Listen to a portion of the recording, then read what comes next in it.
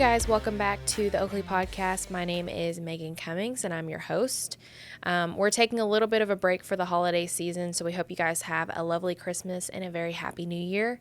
In the meantime, enjoy these greatest hits episodes from 2024 as we gear up content for you guys in 2025.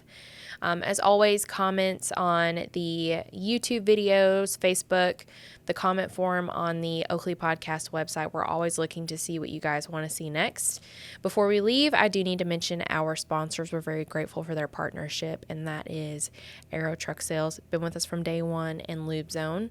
Thank you guys for your continued support throughout the Oakley Podcast. Don't know where we'd be without you guys.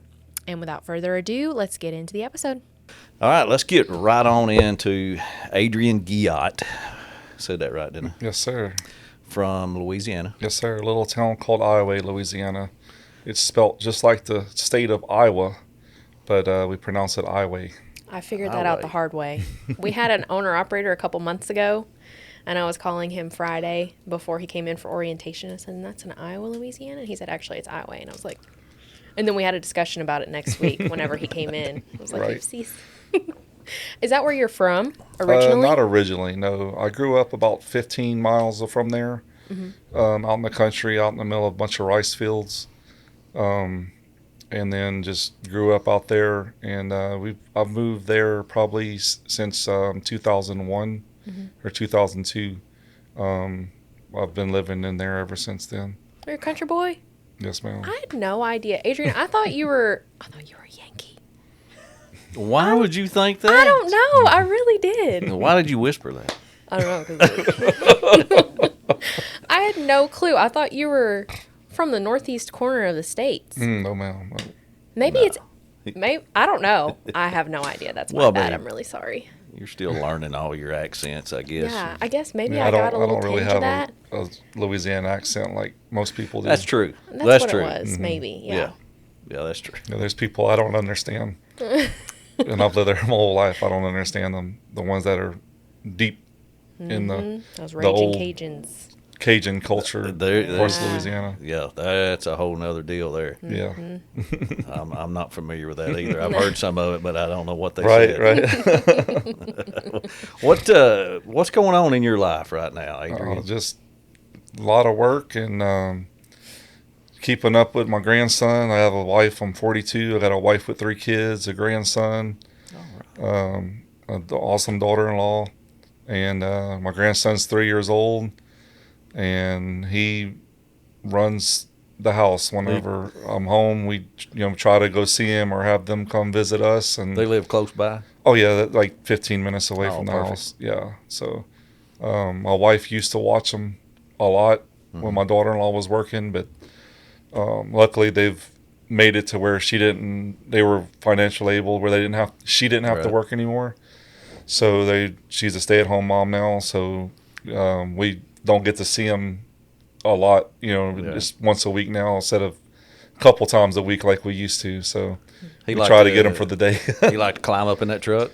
He does. Matter of fact, I was telling you earlier, I had my truck in the shop this past weekend. So when he come home, it wasn't there, and he was kind of looking for it, wanting to see it. So I told him when I come back home, I'll make sure I'll bring it home so he can climb in there and hold on to that steering wheel. Yeah. Already asking about it. Right. Yes. So you're an Oakley owner-operator. How long you been here? Almost a year and a half. Okay. So I started in April of last year. On Pneumatic division? Pneumatics. Started in Pneumatics. You had prior experience in Pneumatics before you came here. So that's good. Pneumatics is a whole different world. A lot of people ask about that. Can you get somebody on the podcast that's doing pneumatics? Because we don't get a lot of that, right? Because we don't have just a whole lot of them. We got about 200 pneumatic owner operators out there on the road. So the pneumatic business is a little something different, isn't it? It is. At my old job, I kind of swore it was something I would never want to do full time because I was kind of a multi-purpose employee. I did end dumps, crude oil, motor oil hauling, and they started a pneumatic division, and I was one of the only people who had experience already. So I would train like 4 or 5 people, and then I went back to hauling crude oil, which I was already doing. And I was like, it's not something I want to do full time. And whenever I decided to come over here, I was looking at how the pay was and everything, and I was like, well, I guess it is going to be something I'm going to do full time, because I'm coming in straight into pneumatics, and we'll see how it goes, What's this different about pulling a pneumatic tank?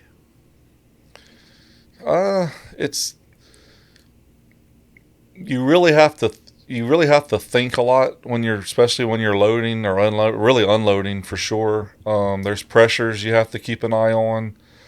The customers, a lot of them, they'll have a limit of 8 psi, 12 psi. Knowing your products, certain products they unload better at 8 psi, even if that particular customer doesn't have a limit on their line. You can push it 15 if you want, but it's not going to unload as good as if you keep it at 10 or 11. It just flows better. For our listeners out there, we say pneumatic, and sometimes that's a foreign word, to a lot of people. Like, what are we talking about? And I'm just trying to visualize for people that don't understand that. I mean, it's an enclosed tank, right, that you put dry product in. It's all dry, whether it's catalyst, fly ash, soda ash, salt, whatever, sand. It's all dry product that you put in this tank through the hose at the top. So there's one right there. And you put the product in the hose at the top. Well, so now you got this product inside this tank, and how you gonna get it out of there? So you have to have a blower on your truck, right, to run that off of your transmission with gearing up, at a certain RPM, right, to create pressure in the tank. So it just creates so much pressure in the tank because you're blowing air into it, and then you open the valve and it lets the product fall down into the product line. Correct, Adrian? And then you're blowing it's blowing air out through this. How big are the tubes? It's like a 4-inch line. It's line. A chemistry. It's almost like a science experiment. You have air coming out of the blower, and once it comes to the trailer, it can go 3 different ways.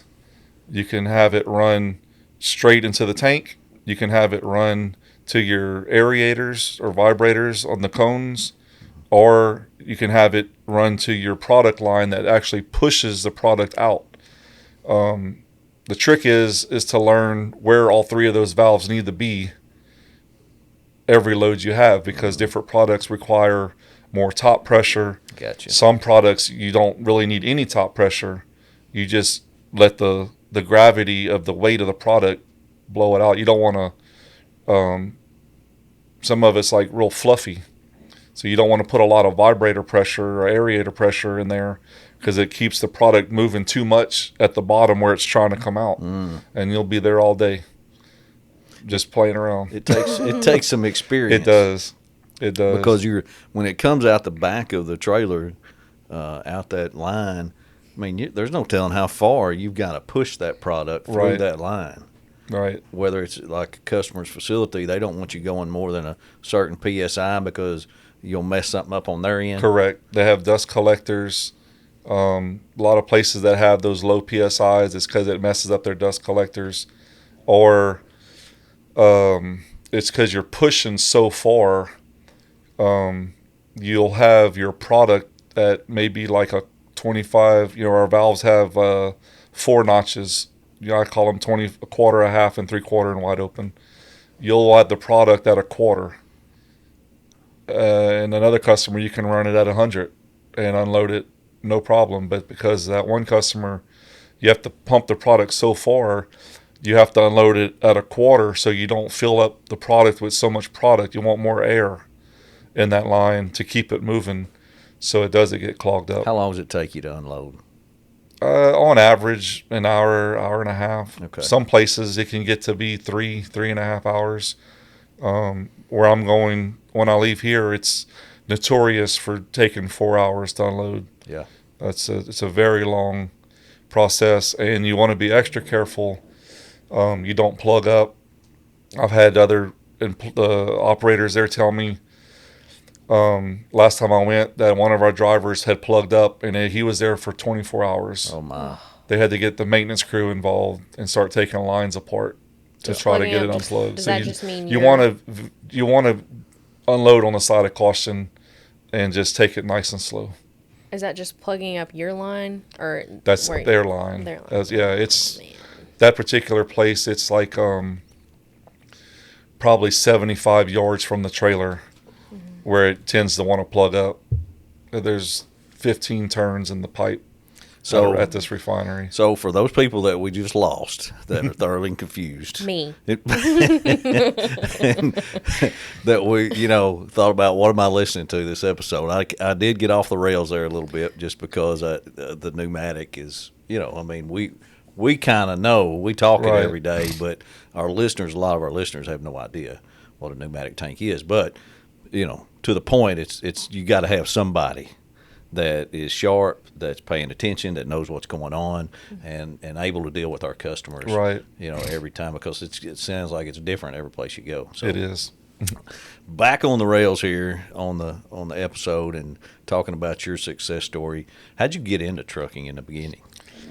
I grew up. My dad was in the Navy when he got out of high school, and then when he got out of the Navy, he started driving trucks.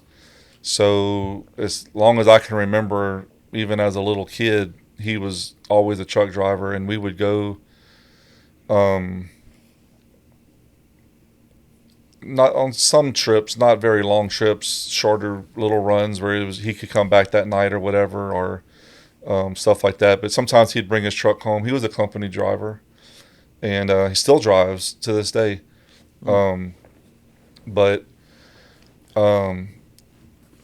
Back in the early 2000s, I had a job, and I was an independent distributor selling cookies and potato chips to grocery stores, an independent distributor like the Little Debbie guy and stuff. And they decided they wanted to buy all the routes back. It was for Kellogg's, Keebler. And so they gave us a buyout option. We were pretty much forced to sell it back. And so I got my check and tried to figure out what I wanted to do with life after that. I was already married, and my daughter, my youngest one was born. And so I said, well, I guess I'll go to truck driving school. So they had one about 30 minutes from the house at a state-run community college, and they just so happened they were having it for free. You could go for free. You just had to pay a $25 registration fee that they end up refunding it to you the next week. But you had to pay it that day to register, and then you get a check back the next week of $25. So it was truly a free course. And it was 6 weeks. And after week number 5, I got my CDL at that point. We had to go back for one more week when we truly took the trips. We would go to Texas, Shreveport, Mississippi, and I got a job. It was the week of Thanksgiving. We didn't have class, and I got a job, and the guy wanted me to start that Monday of Thanksgiving week. Did they help you line up a job? No, sir. School? I got this on my own. Gotcha. The company my dad worked for, and it was the local yard by the house in the oil field, hauling oil field supplies to drilling rigs and stuff on land. And I knew the manager. He used to work with my dad. And I went and met him and for an interview. And the next day I was at work working on my week out of class. And so when I told him, I said, I got to go back to truck driving school. He goes, there's no way you can get out of it. I said, I don't know. I can call the instructor and ask. So I called the instructor on a Sunday evening and told him, I said, look, I've been working all week. I've been driving all over. And then I said, do I have to come back to class? And he said, if you can get me a signed letterhead stating that you've drove, how many hours have you drove? I said, I've been driving 9-10 hours a day all week. Even on Thanksgiving, I was working. And he said, yeah, just have them send it to me. He goes, you don't have to worry about coming back. and I didn't. I stayed at work. They send you a certificate or something? They did. They sure did. Yep. So it's been in a truck ever since. That's awesome. And that was in 2007. So you've been doing it a while. Yes, sir. Getting close to that 20-year mark. Yep. What I never did get back. Also, I know you're talking about your family and stuff. What do you guys do in your off time? Y'all take vacations? Do you just hang out at the house? Or? Yeah, we do a lot of hanging out at the house. We're kind of foodies. We'll take a trip 2-3 hours away just to eat lunch somewhere. My kind of people. Really? And just, a lot of times it's not really worth it. You did all the hype. How do you find out about them? Just from watching TV shows or on Facebook, social media. Okay. Especially if it's a town we've never been to, or the family hasn't been to. I've passed through almost everywhere, but or I'll see one somewhere, and I'll tell my wife about it. I'm like, that place looks like it'd be a pretty cool place to go eat. So we'll plan on a Saturday just to drive over there and check it out. And then if we're not doing that, I like to hunt. Try to do a little fishing when I can, but mainly hunting's the main thing. My wife does that. I need to give her a little plug on this because she has a Liz and Leah Day, her friend Leah. Yeah. And they go like once a month or once every couple months. They take a Friday and they go to some place in Arkansas. They'll have it mapped to go one part of the state, and they go do their flea markets and find places, go places to eat that are supposed to be good. And they she does always taking pictures of Liz and Leah Day, so y'all need to look that up. Yeah. They need a podcast. But the best part about this part is she has found me the best chocolate chip cookie I have ever eaten in my life. Really? Yep. Where's it at? I can't tell you. Don't stop there. I can't tell you. It is made by this lady. She is fantastic. It's an older lady. It's this little antique store, and she's always got them in that glass bowl over there, and they're about that big around. And you're not going to tell us where they are. I don't know. I'm a little afraid to. I went up there the other day. We went through there Saturday because we were on a little trip, me and my wife, and I bought 10 of them. And she says, you like for me to heat that up for you, honey?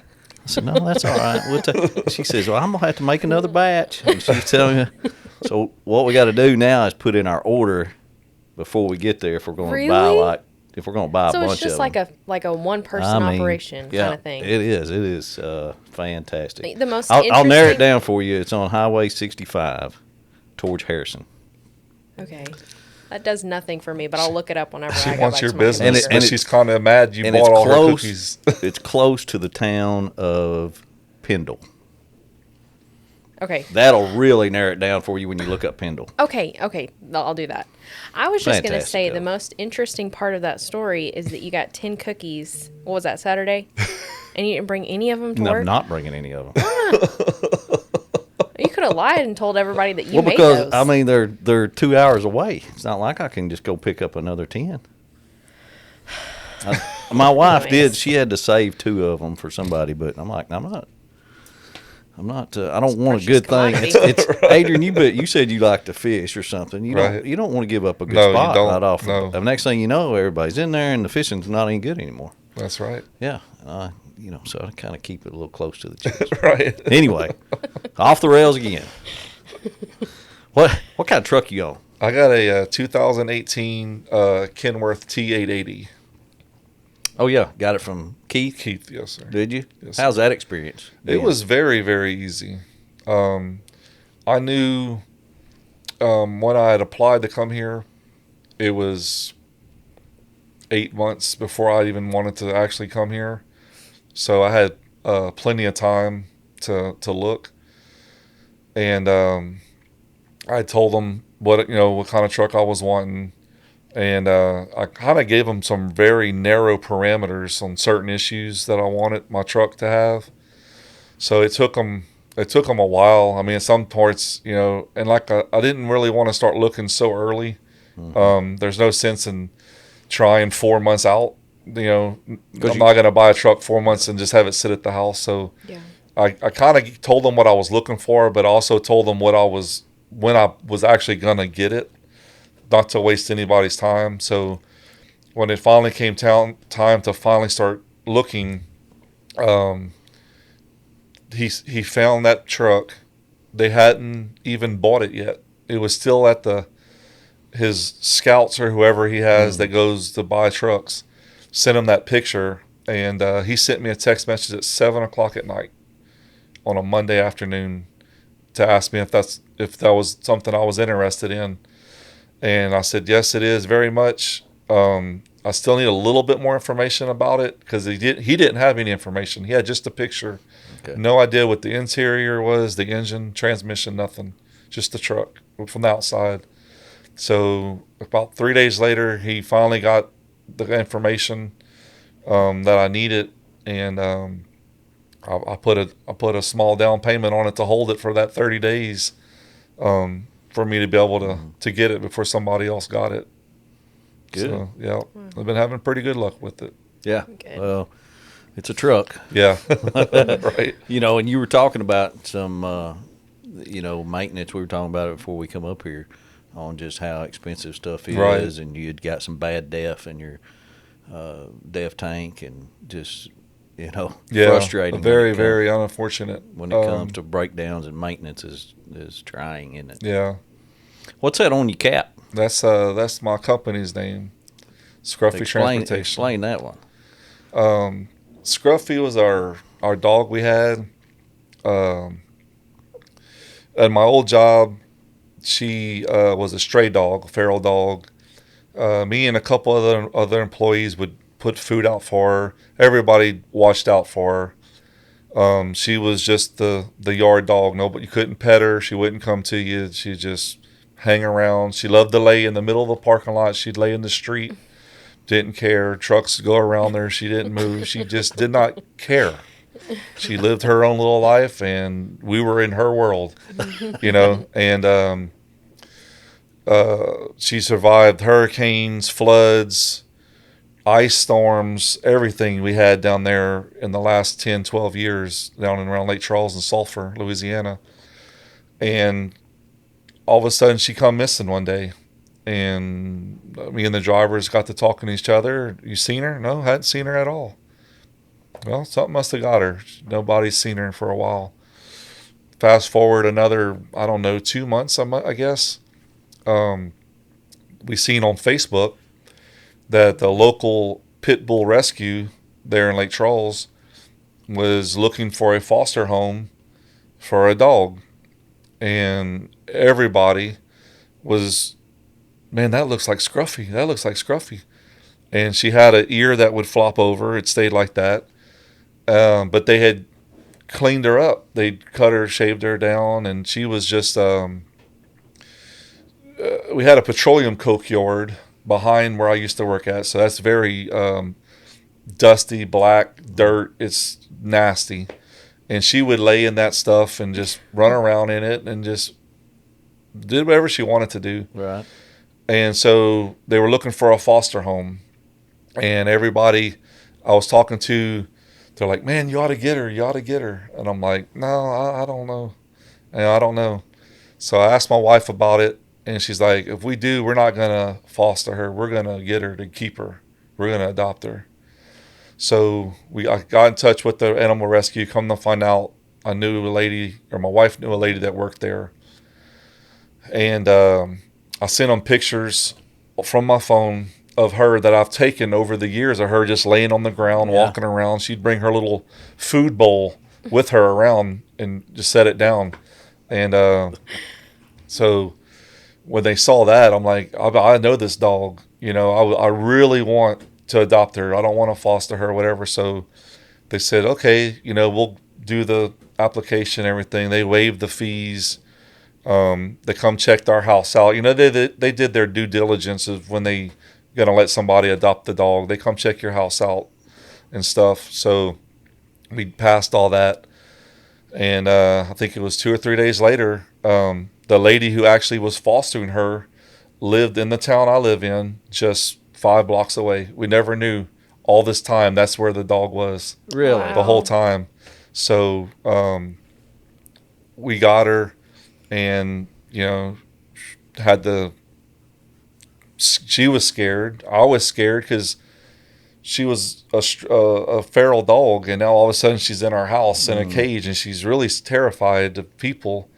But it was slowly, over the time, she would get easier to work, not work with. She never growled at us. She never showed aggression at all. Right. Never would bark.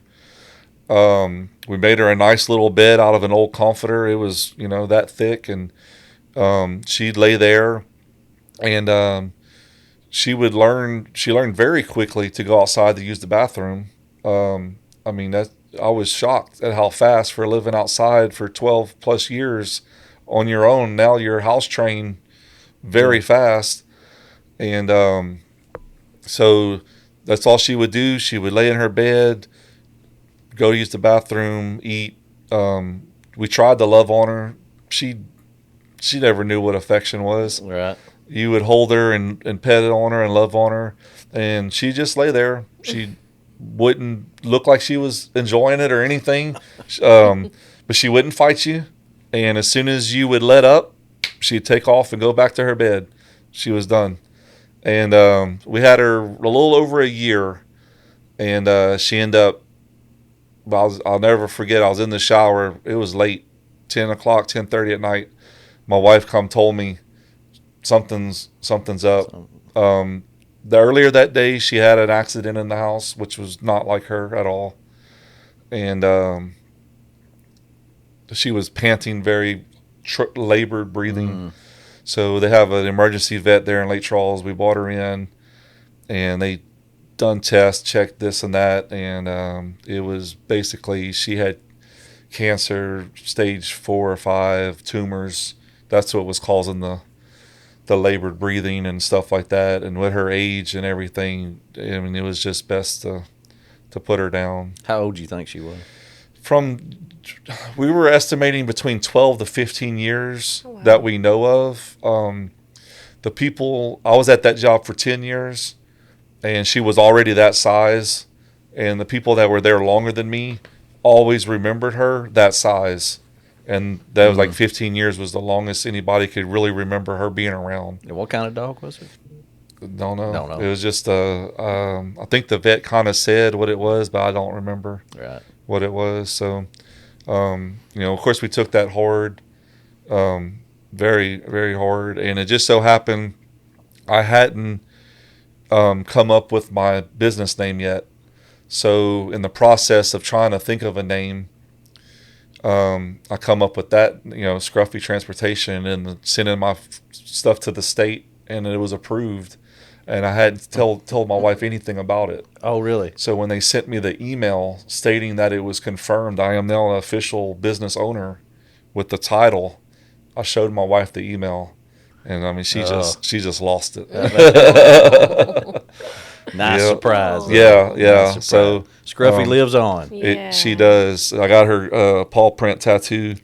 And my wife has her other paw print on her forearm, and she actually looks pretty close to the logo I have on my truck. The graphic designer I hired to do that had me send in photos of her, and really got the cartoon to try to match the color scheme and everything. He did a really good job. Good. Yeah. Good. And I never met the man. It was all online.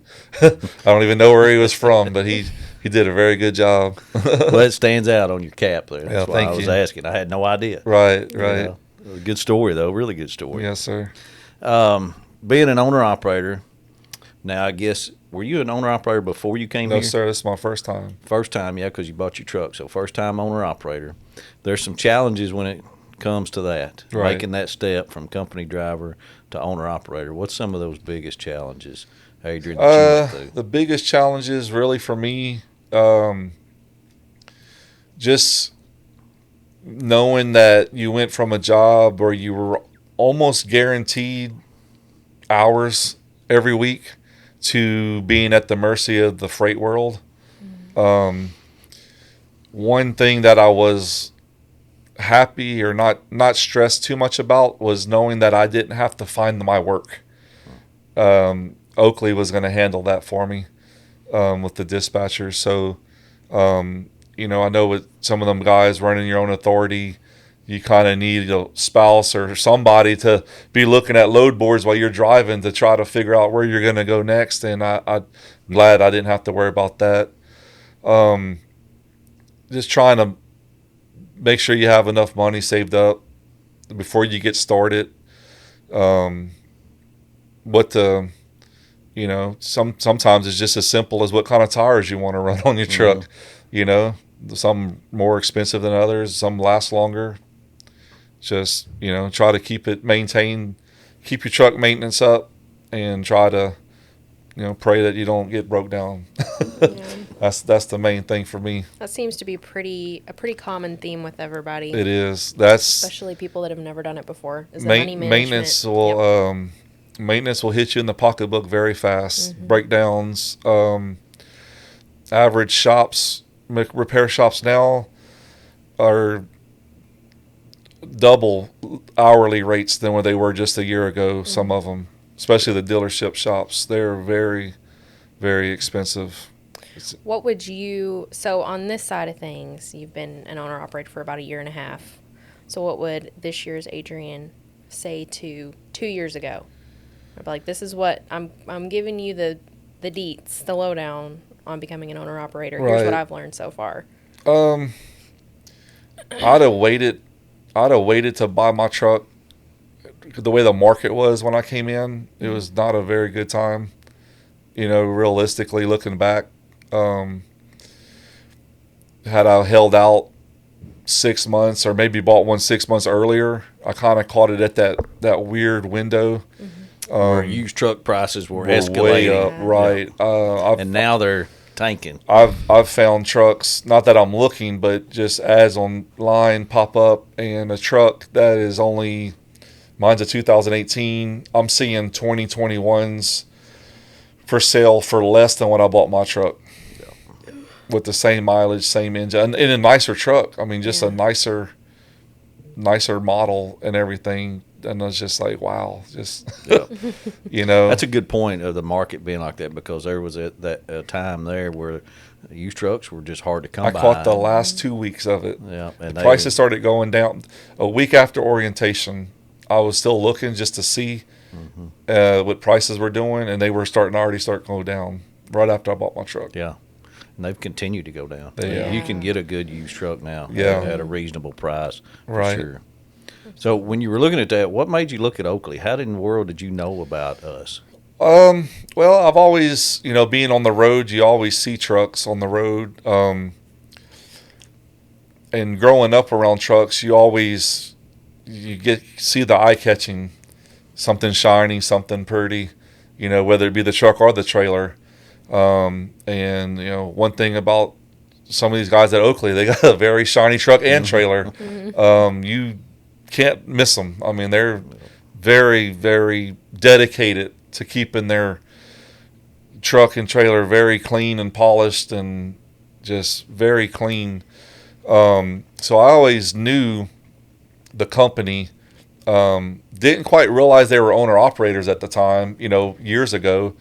And then once I found out that they were, at that point, years ago, I didn't even have a dream of coming over here, because I was like, oh, I'll never be an owner-operator. I mean, there's no way. And but then as time goes on, start looking around, just constantly kind of just looking for a company driver position, just seeing what's out there. I seen an ad on Facebook and for Oakley through like a third-party site.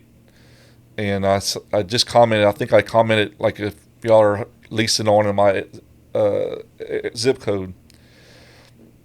And, like, I don't think the next day, a friend of mine that I used to work with, he had called me, and we hadn't talked for almost probably 6-7 months.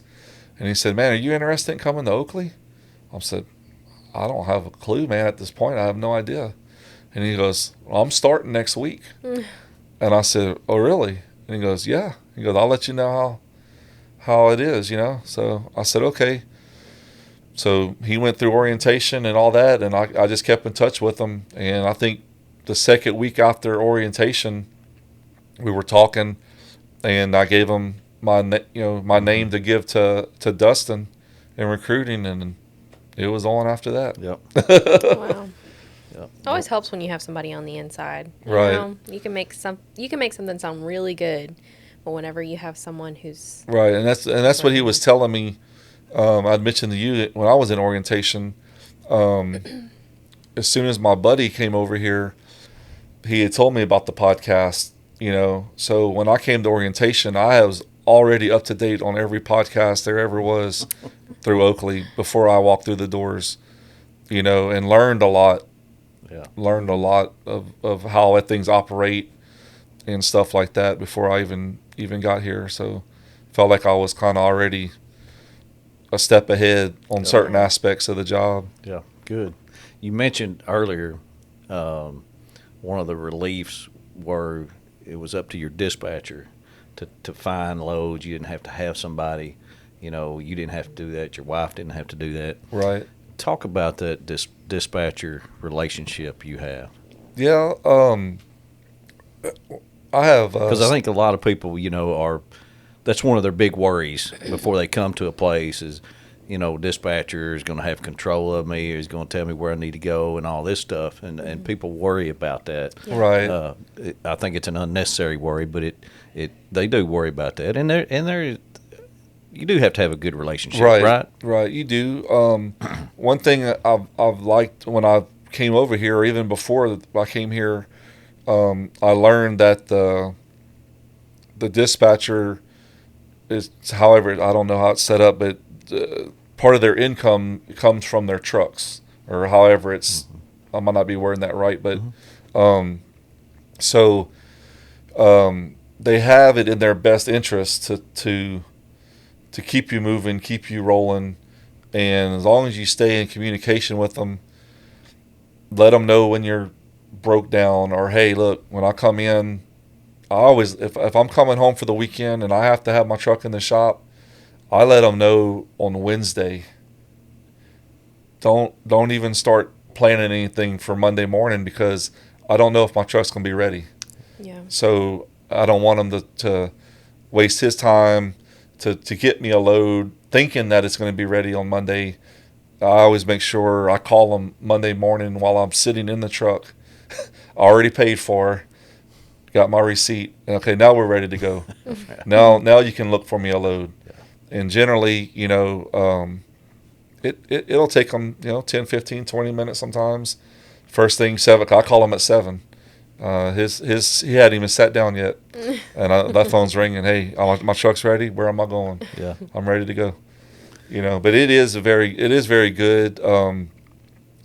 I think like this morning, I think it might be the first or second time I've ever even went and talked to them in person. Just because I don't get up here too much, right. But I also know how busy they are. Mm-hmm. It's just the two guys, for how many pneumatics do we have? Did you say, Jeremy? We got 200. Yeah, split right. Between just. No, we got several dispatchers. For what? Oh, never mind. I was thinking of vacuum tank. This whole time. Vac tank? The whole time. No, we don't have many of those. Okay, well, just kidding about what I just said. Call him every morning as soon as I can. It's good morning, how you doing? On Mondays, it's hey, good morning, how was your weekend? And then it's down to business. Say, hey, look, I'm loaded now, or I should be there at 1 o'clock to get loaded. And I'll be there tomorrow to unload at this time, around this time, or anything that's going on. If I need to pass through reserve to get a little maintenance done on the trailer, that's typically kind of where I run a lot towards that yard. But other than that, it's it's short and sweet, and he's got a lot of stuff to. When I realized how much stuff they have to do, the paperwork, our paperwork, all our loads, all the drivers they have, I don't tie them up on the phone very long. Mm-hmm. Yeah. Busy fellers. You go to Canada occasionally too with that. those tanks too. Right. Well, it's obvious to me. I mean, you're proud to be a truck driver. Yes, sir. You enjoy it, or you wouldn't be doing it. Yeah, I do. I enjoy it very much. And what do you enjoy so much about being a truck driver? Mainly just getting paid to sightsee, Oh. to go down the road. I mean, there's so many places. But you can't stop at them. It doesn't matter. It doesn't matter. Like, matter of fact, going back to the bad contaminated DEF problem, I was in Bainbridge, Georgia last week. I was washed out. I was parked up for the evening. I had an appointment early the next morning, 20 minutes down the road at the customer. And phone rings, and it's not my dispatcher. I look at the clock. It's 2 minutes to 5 Central. I'm in Eastern. So, oh, man, this ain't good. So he goes, "Hey, man, got a little change of plans for you." Oh, man. I said, "Really?" He goes, "Yeah, we need you to be in Savannah in the morning." Okay, never been to Savannah before. I'm not sure how far it is away from where I'm at. Okay, yeah, go ahead. That's cool. It's more miles, and it was still heading right back towards the house. So I got off the phone with them and got everything. I'd cooked supper in my truck and picked everything up and got on my phone, started looking up the address of where I needed to go, and took off and stopped for the night. The next morning I got there going through Savannah, and I don't know if I've ever seen a more beautiful city.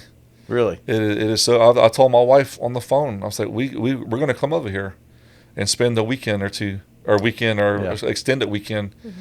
It's so pretty. Savannah, Georgia? It's Savannah, Georgia. It Really? is a very old town, and I love history. Okay. And the old buildings. I went to the one of the ports they have over there, and you drive straight through. 4 or 5 story buildings that are, I couldn't even guess how old they are, but they're definitely not new. They're very old, and the businesses nowadays have moved into them, where there's a building that looks like it was built in the early 1900s, but at the bottom, the first floor is a Five Guys Burgers in it. Wow. And it's not decorated like the normal storefronts. Right. And it's just beautiful trees along the water. You can take trolley tours. And when I seen that, I was like, oh, yeah, we're going to make the trip, just to go over there. Get it planned. Yeah, exactly. There's plenty of places to eat. I got 2 more questions for you. All right. And then we'll wrap this thing up. One is what would, I've asked this of several owner operators I've had on here, what do you want the general public, people that are out there, to know about truck drivers? Okay. That could have a lot of several answers. Truck drivers and trucking companies kind of have a bad reputation. Right. Which is a lot of times. First off, we're all human beings in general. It don't matter what you're driving, so you need to respect one another. We don't want you to cut in front of us more than you want to get behind us or whatever, because we're not moving the same speed you're moving. But we do have blind spots. Yeah, sometimes you can get into one. I have mirrors on both sides of my hood, where mine are pretty minimal. But every once in a while, you'll catch one. All of a sudden, whoa, where'd they come from? Yeah. But just give us a lot of space. Know what the merge lanes are. The acceleration ramps on the interstate are for. That's for you to get up to speed, not to come on the interstate at 35. If you're in a pickup truck, that's not good. Very good point. That's I not have good. to agree with that one. We can't always move over. And sometimes you think we can move over, or we think we can move over, then the last minute somebody cuts us off. So now we can't move over, and now we really got to get on our brakes because you already cut in front of us. And that's where that happens a lot. A lot of accidents happen. Construction zones are another one. Don't don't ever ride on the side of a truck in a construction zone and barricades. Just please don't. We're not comfortable. You're not comfortable, and the room for error is very, very minimal. Yeah. You know. Yeah, that's very true stuff, right? Yeah, there. it is. Construction zones are the number one thing. And when wrecks happen, they happen quick and very bad in construction zones. Yep. There's nowhere to go. Yeah. So we could have been a 2-vehicle wreck on an open interstate is now a 10 or 12. Yep. You know. Last question: what does, unless Megan's got one? Last question is: what does the future look like for Adrian Guillot? My future and Scruffy Trucking. Right. My future. Plan on. I'm 42. Plan on probably staying in pneumatics till I'm around 60, and then just get an old hopper bottom and run that thing out till I'm ready to give it up. There you go. Good plan. Yeah. Good plan. Yep. That's a good plan. They still got a lot of. I've seen some pneumatic guys out there that, I talk to them, especially the older guys, and I hope I can get around like they do at their age, climbing up on that trailer. They take their time. Yeah. They move slow, but they get it done. Yeah. Fantastic episode. Adrian, appreciate you taking your time. Thank y'all. Come up here and visit with us a little bit and letting our listeners learn another success story about Oakley owner-operators. And just for the record, we just called you this morning, right? And said this was not rehearsed or set up or anything. Yeah, I saw the email pop up. I didn't even leave Sawyer's desk yet, and it was already an email. Hey, does he want to do the podcast? Yeah. I was like, I don't know.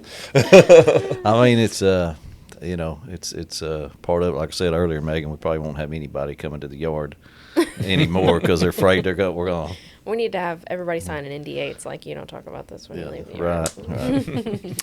Well, thanks everybody. I really appreciate everybody listening to the Oakley Podcast and every week, and you guys mean a lot. Oh, one other thing, we did a question last episode. I was going to do another one. I want to try to get some comments from our listeners out there to let us know what you think. And the question that we're going to put out today is, what is your strategy? I probably should ask you this. What is your strategy for finding a place to park every night? So, hold that, Adrian. So, that's I know that's got to be, people that are not truck drivers are like, what is he talking about? Why is it a strategy to find a place to park? But it is, isn't it, Adrian? It is. So, I'd love to hear from everybody on that. What's your strategy? How do you find a place to park? What's your little routine that you figure out when you're in a different place every day? So, thanks everybody for listening to the Oakley Podcast. We'll talk to you again next week. Thanks.